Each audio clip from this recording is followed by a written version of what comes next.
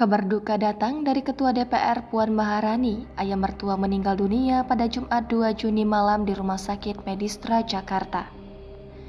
Diketahui sebelum meninggal, ayahanda dari Happy Hapsoro sempat menjalani perawatan di Rumah Sakit Medistra, Jakarta.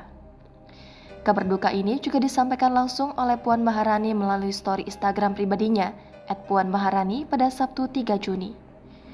Dalam unggahan tersebut, Bambang meninggal dunia pada Jumat 2 Juni di Rumah Sakit Medistra, Jakarta. Mengutip Kompas.com, jenazah Bambang disemayamkan di rumah duka di Jalan Sungai Sambas, Kebayoran Baru, Jakarta Selatan.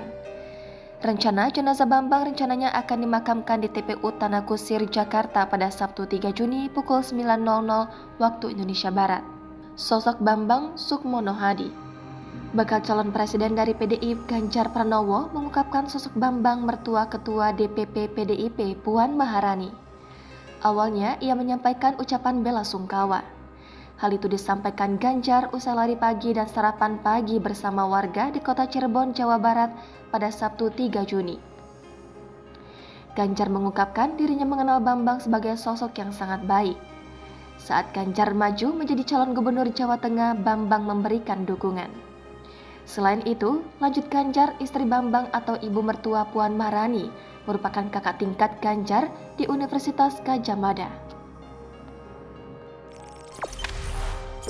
Jangan lupa subscribe, share, komen, dan like ya!